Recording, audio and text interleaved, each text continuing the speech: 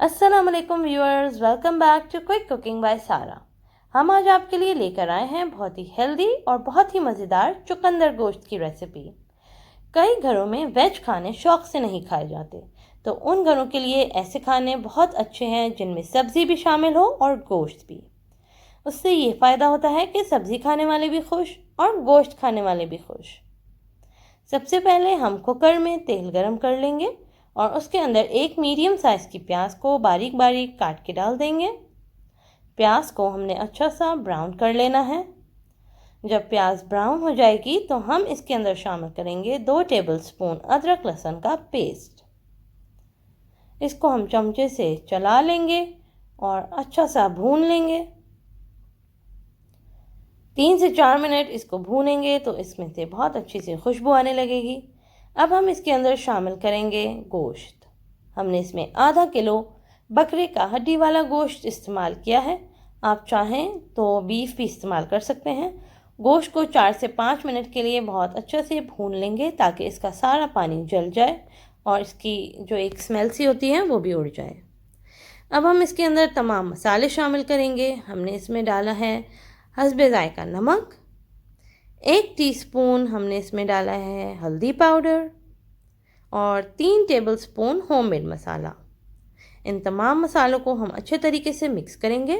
Homemade मसाला की recipe के लिए आप वीडियो की डिस्क्रिप्शन देख सकते हैं, हमने उसमें इसकी लिंक शेयर कर दिया है। अगर आपको ज़्यादा स्पाइसी खाना पसंद है तो आप लाल मिर्च पाउडर भी थोड़ा सा डाल सकते हैं। अब हमने इसमें शामिल किया है 1 टीस्पून गरम मसाला पाउडर।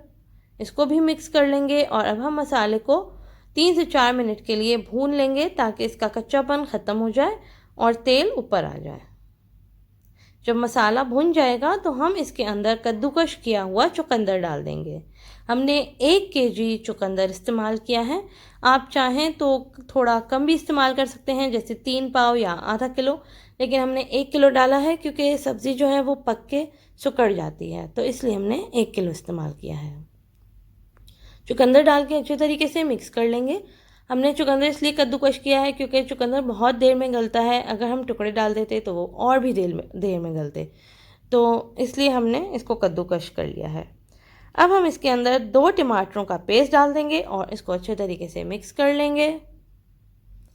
जब ये मिक्स हो जाएगा तो हम इसके अंदर तकरीबन 250 ml पानी डाल देंगे। हमने इसमें कम पानी इसलिए इस्तेमाल किया है क्योंकि ये शोरबे वाला नहीं बनेगा, ये बिल्कुल खुश्क तैयार होता है। अब हम इसको ढक के पकाएंगे। कुकर को बंद कर देंगे। जब कुकर की सीटी चलने लग जाएगी तो हम इसको 12 से 13 मिनट के लिए पकने देंगे।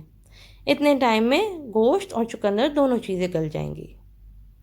ये देखें 10 से 12 मिनट हो चुके हैं और ये देखें हमारा चुकंदर गोश्त बहुत अच्छा सा तैयार हो गया है। इसकी इतनी अच्छी सी शक्ल आई है और बहुत ही अच्छी खुशबू आ रही है। हमारा मज़ेदार चुकंदर गोश्त तैयार हो गया है। अब हम इसको डिश आउट कर लेंगे और इसके ऊपर बहुत अच्छी सी प्यारी प्यारी सी बोटियाँ भी सजा देंगे। आप चाहें तो इसको धनिया से और अदरक से गार्निश कर सकते हैं, लेकिन ये एज़ इट इज़ बहुत ही प्यारा है। इसकी शक्ल बहुत ही अच्छी आई है और ये बहुत ही मज़ेदार लग रहा है, इसलिए हमने इसके ऊपर जो अदरक लगाई थी वो भी हटा दी। अब हम इसको गरम गरम नान के साथ या चपाती के साथ सर्व करेंगे और इन्जॉय करेंगे। ये बहुत ही हेल्दी वेजिटेबल है, इसको ज़रूर खाएं क्योंकि ये आपके जिस्म में खून की मिकदार को बढ़ाती है। मज़ीद मज़ेदार वीडियोस के लिए हमारे चैनल को सब्सक्राइब करें, बेल आइकन को प्रेस करें, हमारी वीडियोस को लाइक, कमेंट और शेयर करें। Thanks for watching.